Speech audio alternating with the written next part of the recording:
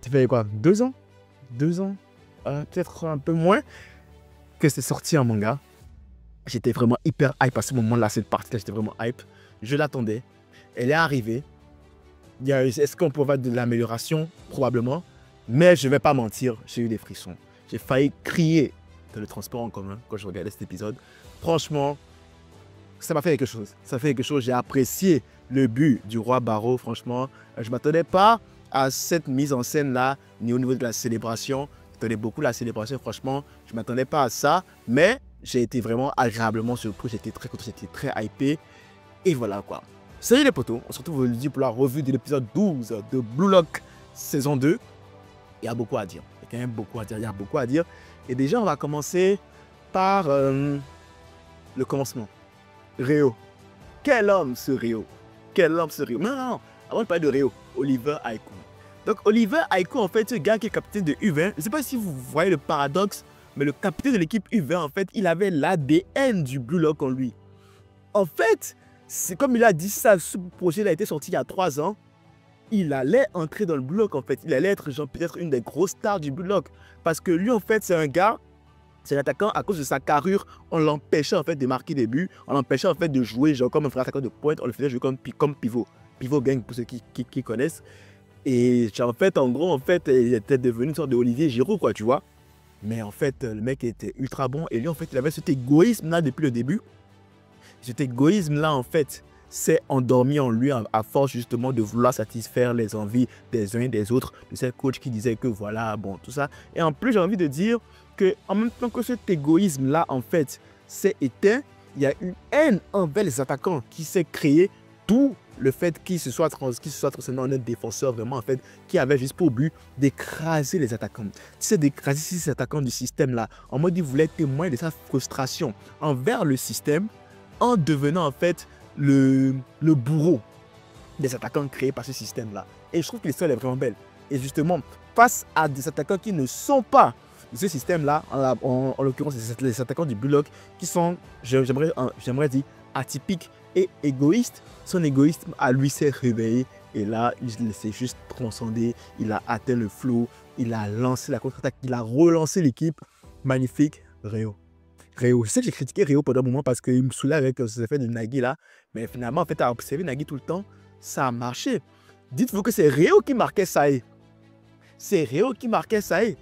Et qui Ryo a quand même empêché Sae de marquer. Mais même si, franchement, bravo à Gagamaru pour l'arrêt incroyable. En fait, tout le monde était dans le flow. On a arrivé au point du match où en fait, tout le monde est vraiment concentré, tout le monde est dedans à 100%. Tout le monde est locked in. Que ce soit joueur, même les spectateurs, ça on y reviendra plus tard, mais franchement, là on a un moment donné où tout le monde donne du maximum du sien, quoi, tu vois. Et c'était trop bien. Ryo qui copie la technique de Nagi, on en parle. Ryo le caméléon, ah c'était trop bien. Ah les frissons quand il récupère la balle, quand il fait le tap exactement. Ah ceux qui n'ont pas eu le manga et qui ont vu en animé, s'il vous plaît, dites-moi que vous avez kiffé. Quand même. Parce qu'en même temps, oui, il y a toujours des défauts d'animation. Il y a toujours des scènes qui, honnêtement, auraient pu être vraiment beaucoup mieux faites. Ça reste toujours justement hein, l'éléphant dans la chambre. Ça reste toujours un peu la petite tâche sur cet épisode-là. On ne va pas s'éterniser sur ça. On va s'éterniser sur le fait qu'il y a quand même de très bonnes choses. De très bonnes choses. Surtout au niveau de la mise en scène, on y reviendra. Ryo, qui réussit à faire une passe magnifique à Nagi. Tout le monde en fait est dans le flow. Isagi qui à un moment donné ne sait pas quoi faire. Karasu qui vient aider, Karasu qui débloque le jeu. Et après à un moment donné, il envoie une passe à Nagi. Nagi qui fait, je sais pas, une espèce de passe en arrière vers Isagi. Mais franchement, mais il était trop bien ce passe. Et Isagi qui finalement se fait reconnaître par Sae comme étant en fait le métronome du jeu du Blue Lock, la pièce maîtresse du jeu du Blue Lock. Sae a reconnu que Isagi en fait était très bon. C'est à reconnu qu'en fait Isagi, c'est lui la menace. Et donc il a vraiment en fait empêché de jouer. Et j'ai envie de dire, ça y est en fait c'est un bon, il est bon. Hein. Il a l'expérience des attaquants. Ça y est, connaît l'attaquant. Il sait comment l'attaquant agit. Ça faut lui donner. Il maîtrise ce que c'est qu'un attaquant. C'est ça qu'il est capable de tirer le meilleur d'un attaquant. Tout comme il est capable aussi de pouvoir trouver ses points faibles en un clic comme ça en fait. Et c'est ça qui est malade. Genre, Isagi allait lancer une reprise du tonnerre et tout ce que Sae a eu à faire, c'est déséquilibrer. Hop! Il a su que juste en faisant un petit mouvement qui déséquilibre Isagi, c'est fini.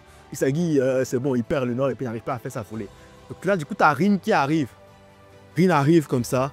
Et tu te dis, bon voilà quoi, Isagi et Rin, ça c'est la paire en or, c'est Olivier Atten et Ben Baker, mais version un peu plus sombre parce que les deux ne se sentent pas. Donc Isagi fait la passe à Rin. Mais Aiku a déjà anticipé et Aiku est déjà prêt à intercepter. Sauf que, qui apparaît de nulle part? Le roi Barreau. Le roi Barreau débarque, oh my god, il débarque. En fait, Barreau, en fait, le truc c'est que on lui avait dit de surveiller Isagi, de dévorer le jeu de Isagi. Or, Rin et Isagi, dans ce match-là, en fait, c'est un peu devenu la même personne. Leurs jeux se sont tellement genre entremêlés que c'est devenu un jeu uniforme. C'est devenu le jeu d'une seule personne. Et donc, du coup, si Barreau est focus sur Isagi, du coup, Barreau peut être aussi en même temps focus sur Rin. Ce qui fait que lorsque la passe de Isagi vers Rin arrivait et allait être interceptée, Barreau a pu lire l'action et réussir à planter la volée incroyable. Franchement, alors oui, la volée, franchement, je pense que quand on a vu le but de Shido, le premier, le deuxième, franchement, la volée, on aurait pu faire mieux au niveau de l'action de la volée, honnêtement. Mais après, encore une fois, je dis, tu sais, quand tu mets maintenant, quand tu vas animer les auras en même temps et tout, c'est peut-être pas forcément évident, quoi, tu vois. Alors, ils ont voulu faire une mise en scène beaucoup plus, genre, fantastique pour montrer justement la rage, le lion qui frappe, qui rugit, tu vois. Et même après le but droit de défiler, le lion continue de rugir. Et la mise en scène, elle est incroyable. Elle est vraiment bien. Peut-être qu'au niveau de la fluidité de l'action, il y a un problème, mais franchement, la mise en scène, faut leur donner, elle était incroyable. Le lion qui rugit encore, en fait, et tout le monde qui est, genre, juste abasourdi parce qu'ils viennent de voir par le bloc qui vient d'égaliser et tout. Et les gens célèbrent avec Barreau. Oh, la célébration, oh oui, je l'attendais. Oh, elle était trop bien. Elle était trop bien. Franchement, je ne m'attendais pas à ce que ce soit aussi cool que ça, la célébration, honnêtement. Mais là, franchement, ouais, j'ai eu des frissons. C'est pas à quoi je m'attendais, pas à quoi je m'attendais, mais ça m'a satisfait. Ça m'a satisfait, la célébration. La célébration. Ah! J'ai envie de m'arrêter et de mettre un point sur pourquoi est-ce que cet arc-là est supposé vraiment être l'un des meilleurs arcs du manga de sport en fait. À cause de l'émotion que ça procure. Ah, je vous jure que si ça n'avait pas été les défauts d'animation, on dirait que Block en fait est en train de devenir l'un des meilleurs mangas de foot. Limite de sport de l'histoire, c'est pas l'animation. Parce que le contexte qu'il y a derrière cet arc-là est juste incroyable. Vous vous rendez compte? C'est des outsiders. Des gens que personne ne connaît. Des gens qui parlent d'un projet qui a été vraiment genre détesté, qui a été vraiment genre refoulé au maximum. Et ils n'avaient qu'une seule chance de pouvoir mener à bien ce projet-là. S'ils échouaient, clic, le projet tombe à l'eau. Le projet tombe à l'eau et donc là, du coup, en fait, ces gars-là, en fait, ce match-là, c'est pour prouver en fait aux yeux du monde que le projet peut fonctionner. Et au début du match, personne ne les supporte. Au début du match, tout le monde en fait se dit, oh, ils vont perdre, ils vont se faire éclater, tout ça, genre personne ne les prend au sérieux. Et petit à petit, on commence à les prendre au sérieux. Le but de Naga arrive, on célèbre. Ring, on célèbre. Les actions s'enchaînent. Et petit à petit, les gens commencent à genre justement encourager le bloc. Et regarder le but de Barreau. Comment les gens ont célébré. Il y a des gars qui ont célébré, genre vraiment incroyable. Alors qu'il n'y a même pas 2 minutes, il n'y a même pas quelques minutes avant le match, ils disaient que non, qu'il ne va rien et tout. Même le mec qui suce ça et là, le mec qui suce beaucoup ça et là, avec sa fille et le champagne là. Regarde comment ils ont célébré le but de Barreau. C'est pour vous dire à quel point ces gars-là sont en train de prendre le football japonais par les boules et de le tourner. Oh, c'était... Ça veut dire que en fait, le contexte est juste trop beau. La mise en scène est juste trop bien. Le but de Barreau est incroyable.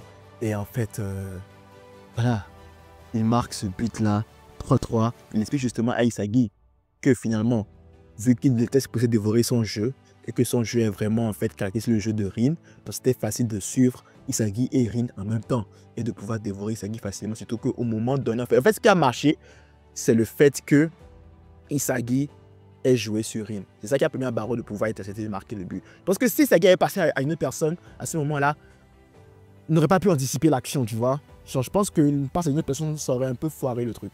Mais le fait qu'il ait passé à Rin, ça a permis justement à Barreau de pouvoir marquer ce but-là, en fait. Et là, quand Isagi en fait, commence à réfléchir, qu'il se dit qu'en fait, sa solution à lui pour marquer le but, c'est de pouvoir compter en fait sur l'effet de transe de ses équipiers. C'est au fait de pouvoir compter sur le fait que ses équipiers donnent 100% de eux-mêmes, 100% qui, c'est en fait, c'est se baser sur le fait que ses coéquipiers atteignent leur égoïsme au maximum pour pouvoir lui servir le ballon et qu'il marque. Et j'ai envie de dire que finalement, en fait, pour des égoïstes, Isagi est en train de se calquer petit à petit sur du travail en équipe, j'ai envie de dire. Parce que du coup, s'il doit profiter de la transe, du flow de ses coéquipiers pour pouvoir marquer, c'est que c'est à ce qu'il reçoit une passe de la part de ses coéquipiers. Donc la recette du but d'Isagi, en fait, se base un peu sur un travail en équipe, si je peux dire ça comme ça. Après, je peux me tromper, mais c'est comme ça que moi j'ai perçu en fait cette allocution de Isagi. En mode, finalement, fait pour pouvoir marquer son but, lui, ce qui lui manque, oui, il manque une pièce dans le puzzle, c'est de la chance, mais en même temps aussi, ce qui lui manque, c'est du travail en équipe. Enfin, j'ai vu ça comme ça, mais bon, peut-être que je me trompe. Sinon, l'épisode prochain va durer 1 heure. Ça marquera la fin du match. Ça marquera la fin du match, le dénouement du match. Normalement, scénaristiquement, vous allez être servi. Ça va être vraiment très bien. Bon, au niveau des actions, animations, écoutez, ça reste la même chose, hein, ça ne change pas. Hein. Dès qu'il y a de l'aura, oublie la fluidité des actions. Mais quand il n'y a pas d'aura, tu vois, il y a des actions qui se font bien. Tu sais, les dribbles, généralement, les petits ponts, c'est clean, quoi, c'est fluide. Mais voilà, quoi. Ah, mais j'avais oublié un truc intéressant qui s'est passé vers la fin de l'épisode. C'est ce que j'ai envie d'appeler un peu le développement de Hitoshi Sae, en fait. Vous avez remarqué, quand ça partait un peu en latte, là, tu vois le coach bizarre, là, Hitoshi Sae a eu, je ne sais pas si c'est l'humilité, j'ai envie de dire, mais la présence d'esprit de demander au coach s'il n'a pas une idée, quoi, tu vois, s'il n'a pas une idée de comment faire. Ça veut dire qu'en fait, le football qu'a démontré le Japon U20 face au Blue Lock, en fait, a d'une manière, en fait, émerveillé, ça y est, au point où ils se disent, peut-être que aussi au niveau du coach, même si c'est une marionnette qu'on a placée, peut-être que, tu vois, il aurait peut-être une solution, quoi, pour pouvoir aider. Donc, il allait quand même demander. Mais voilà, le coach, comme lui, il ne vaut rien aussi, que c'est une marionnette, là, il n'avait pas d'idée, et il a dit, oh, peut-être faire un changement. Et c'est là que Sae me lâche une bombe en mode, mais non, t'es malade, tu peux pas changer de joueur. Moi, je te demande ça, tu ne peux pas changer, tu ne peux changer aucun des joueurs qui est là. Tous les joueurs qui sont là, en fait, sont prêts à tout donner pour gagner. Tous les joueurs là, en fait, sont chauds. Genre, ils sont là pour gagner. Tu ne peux pas, genre, briser le flot de l'équipe alors que maintenant, l'équipe est à son plein potentiel. Donc, le fait que Sae admette ça, ça veut dire que quand même, Sae a reconnu la valeur des joueurs du U20. Sae a reconnu que les joueurs au Japon valent quelque chose, tu vois, au point où ils disent waouh, ces gars-là sont chauds, tu ne peux changer aucun. S'il ne les considérait pas, il allait dire allez, vas-y, tu peux mettre n'importe qui tu veux. Mais là, il a dit mais t'es fou, tu ne changes personne. Tous ceux qui sont là sont chauds, ils sont prêts à gagner, ils ont encore la volonté, ils ont encore le feu en eux. Et ça m'a fait plaisir de voir ça parce que ça montre quand même un petit développement chez Sae. En mode, lui qui voyait les Japonais comme étant des vauriens. Là maintenant, en fait, il est en train de vivre un match de foot où vraiment, genre, il est en palpitation, quoi. Et ses adversaires et ses coéquipiers valent en fait quelque chose. Ils sont japonais. Et ça, vraiment, c'était cool. C'était cool à voir. Un bon épisode. Bon, si je t'enlève tout ce qui est détails graphiques là, c'était sympa à regarder. La célébration de Barreau, franchement, moi j'ai eu le Barreau, justement, à la célébration de Barreau. Mais sinon, à part ça, il était sympa. Est-ce qu'il y avait des choses qui auraient pu être mieux faites niveau animation? Clairement, 100%. Mais écoutez, à 10 points là, franchement, il faut juste essayer d'enjoy du mieux qu'on peut, quoi, tu vois. Du mieux qu'on peut. Voilà, c'est ce que j'avais à dire pour cette revue de l'épisode 12 de Blue Lock. Si vous avez aimé la revue, n'hésitez pas à liker, commenter, ça fait toujours plaisir. Si vous n'êtes pas encore abonné, abonnez-vous, ça fait encore plus plaisir. N'hésitez pas à me dire ce que vous avez pensé de l'épisode. Je suis curieux d'avoir vos avis aussi. Je suis vraiment curieux d'avoir vos avis, quoi, par rapport à cet épisode. Accès, like, max, partage. On se retrouve très, très pour une nouvelle vidéo. D'ici là, prenez tous soin de vos proches. C'était pour moi. À la prochaine.